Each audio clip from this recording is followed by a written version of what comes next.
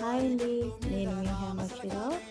ఈరోజు morning breakfast కోసం ఇడ్లీని చేస్తున్నాను. అది కూడా బీట్రూట్ ఇడ్లీని చేస్తున్నాను. బీట్రూట్ ఇడ్లీ చేయడానికి ఇడ్లీ బ్యాటర్ని తీసుకోవాలి.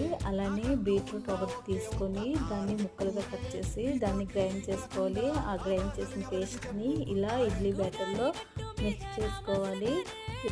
ఇలా మిక్స్ చేసిన బ్యాటర్ని ఇలా ఒక ఇడ్లీ పాత్రని తీసుకొని అందులో కొంచెం కొంచెంగా వేసుకోవాలి. ఇక్కడ నేను చిన్న చిన్న ఇడ్లీని పెడుతున్నాను. ఇది పిల్లల టిఫిన్ బాక్స్కి బాగా క్యూట్గా కనిపిస్తుంది కదా, అందుకోసం ఇలా మిగిలిన బ్యాటర్ని ఇలా పెద్ద పెద్ద ఇడ్లీల కోసం వేసుకున్నాను.